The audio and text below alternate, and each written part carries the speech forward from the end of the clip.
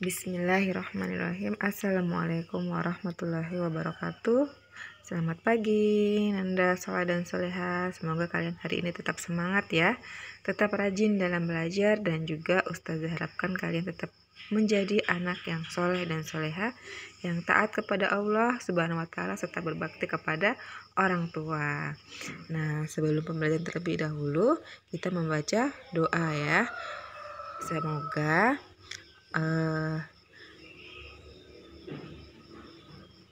Semoga Allah memberikan kemudahan untuk pembelajaran kita hari ini. Amin.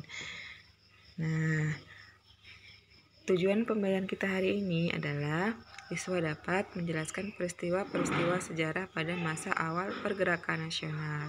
Yang kedua, siswa dapat menuliskan informasi penting tentang teks narasi sejarah.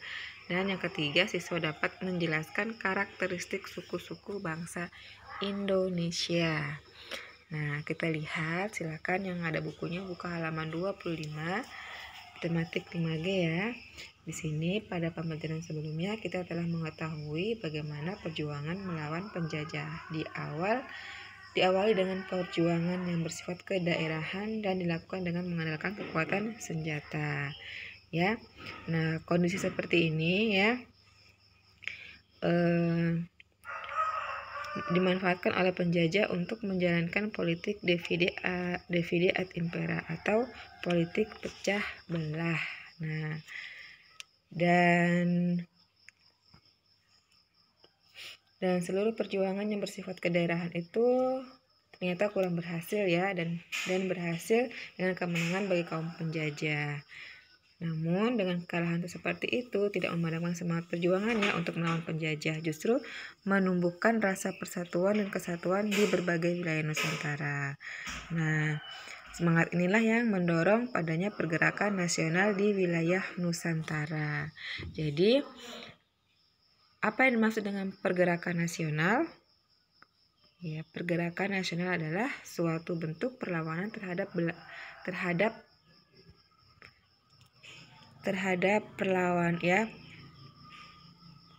Pergerakan nasional itu adalah suatu bentuk perlawanan terhadap kepada kaum penjajah yang dilaksanakan tidak dengan menggunakan kekuatan bersenjata, tetapi menggunakan organisasi yang bergerak di bidang sosial, budaya, dan politik. Nah, pergerakan nasional ini melawan penjajahan Belanda di Indonesia diawali pada tahun 1908 dengan berdirinya organisasi Budi Utomo. Nah, ini adalah sejarah berdirinya Budi Utomo ya. Yuk kalian baca baik-baik yang ada bukunya, silakan disimak. Budi Utomo adalah organisasi yang didirikan oleh kalangan terpelajar di sekolah kedokteran. Mereka memiliki pandangan bahwa pendidikan adalah kunci untuk kemajuan. Kelompok inilah yang merupakan kelompok pertama pembentuk organisasi modern di Indonesia. Budi Utomo didirikan pada tanggal 20 Mei 1998. Organisasi tersebut dipelopori oleh Dr. Wahidin Sudirohusodo yang merupakan tamatan sekolah Dr. Stovia di Batavia. Ia melontarkan gagasan agar para mahasiswa segera mendirikan organisasi yang bertujuan memajukan bangsa. Gagasan yang diajukan diterima oleh rekan-rekannya di Stovia bersama Dr. Sutomo dan para mahasiswa Stovia seperti Gunawan Mangunkusumo dan Soraji. Ia pun mendirikan Budi Utomo yang bertujuan pengajaran dan kebudayaan di Indonesia. Setelah Budi Utomo didirikan, berdirilah organisasi pergerakan nasional yang dipelopori oleh kaum terpelajar lainnya. Ya. Nah, setelah kalian baca, kalian bisa menemukan ya informasi penting dalam bacaan atau Budi Utomo. Kalian bisa mencari informasi ya mengenai organisasi pergerakan nasional di Indonesia dengan singkat ya. Nah, di sini Ustazah akan berikan contoh ya dengan mencari informasi teks narasi sejarah dengan menggunakan kata tanya apa, kapan, dan siapa. Nah, Ustazah akan mencari sebuah pertanyaan dari teks Budi Utomo. Nah, ini pertanyaan Ustazah. Kata tanya apa? Apa yang dimaksud dengan Budi Utomo? Katanya kapan? Kapan Budi Utomo didirikan? Kata tanya siapa? Siapa yang mendirikan organisasi Budi Utomo? Nah, Ustazah akan jawab. Budi Utomo adalah organisasi yang didirikan oleh kalangan terpelajar di sekolah kedokteran. Dengan katanya kapan Budi Utomo didirikan? Budi Utomo didirikan pada 20 Oktober 1098. Nah, siapa nama pendirinya? Organisasi Budi Utomo didirikan oleh Dr. Wahidin Sudirohusodo dan dibantu oleh Dr. Sutomo dan mahasiswa Stovia Gunawan, Mangunkusumo dan Soraji. Jadi kita sudah dapatkan informasi dari teks Budi Utomo, yaitu Budi Utomo adalah organisasi yang didirikan oleh kalangan terpelajar di sekolah kedokteran dan didirikan pada 20 Oktober 1998. Dan organisasi Budi Utomo didirikan oleh Dr. Wahidin Sudirohusodo dan dibantu oleh Dr. Sutomo dan mahasiswa Stovia Gunawan, Mangunkusumo dan Soraji. Nah, ini adalah informasi pentingnya. Contohnya ya. Dan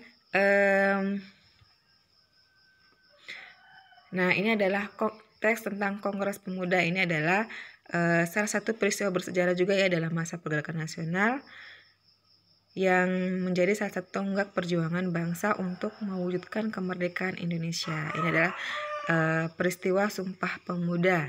Nah, kalian bisa baca ya tentang Kongres Pemuda, tentang perlawanan rakyat kepada penjajah. Pada mulanya terpecah-pecah berdasarkan suku, agama maupun golongan di daerah masing-masing. Ya. Oke, kalian bisa baca. Nanti Ustazah akan ada teksnya lagi. Nah, menjelaskan karakteristik suku-suku bangsa di Indonesia. Nah, beberapa organisasi kepemudaan yang menjadi peserta dalam Kongres Pemuda dinamakan seperti suku bangsa di Indonesia. Organisasi tersebut yaitu Jong Java, Jong Celebes, Jong Sumatera, Jong Minahasa, Jong Batak, dan Jong Ambon, dan masih banyak lainnya. Jadi setiap suku bangsa mempunyai ciri khas yang membedakan dengan suku bangsa yang lain ya. Nah, ini ada hal-hal yang dapat membedakan antar suku bangsa. Yang pertama adalah perbedaan bahasa. Nah, setiap suku bangsa tentunya mempunyai bahasa daerah yang menjadikan ciri khas bagi suku tersebut. Misalnya suku Batak menggunakan bahasa Batak, suku Jawa menggunakan bahasa Jawa, suku Bugis menggunakan bahasa Bugis. Yang kedua, perbedaan ciri fisik. Nah, setiap suku bangsa juga mempunyai ciri fisik yang berbeda. Misalnya suku dari Aceh ciri fisiknya berbeda dengan suku ciri dari Alor ya. Jadi kita kemarin sudah belajar ya ciri fisik ya. Yang ketiga adalah perbedaan adat istiadat, kesenian, budaya dan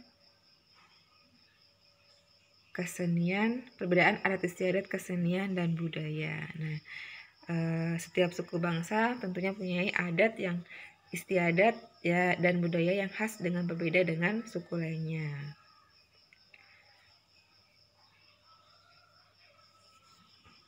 Nah, silakan Ananda semua dibaca kembali ya cerita tentang teks narasi Kongres Pemuda. Silakan dibaca kembali baik-baik. Nah, setelah kalian baca teks tentang Kongres Pemuda, tuliskan informasi apakah yang terdapat pada teks Kongres Pemuda. Setelah kalian tuliskan ya, kalian bisa menuliskan informasi tersebut dengan menggunakan kata tanya apa, di mana, kapan, siapa, mengapa, dan bagaimana. Oke, Anda semua pasti bisa ya. Semuanya harus tetap semangat ya. Oke, selesai. Cukup sekian pembelajaran tematik kita hari ini. Apabila ada materi yang kurang dipahami, silakan tanyakan sama Ustazah ya. Tetap semangat. Jangan lupa untuk selalu melaksanakan kewajiban kita sebagai seorang muslim Selalu jaga kesehatan ya, mematuhi protokol kesehatan dimanapun kita berada. Oke, cukup sekian. Wassalamualaikum warahmatullahi wabarakatuh.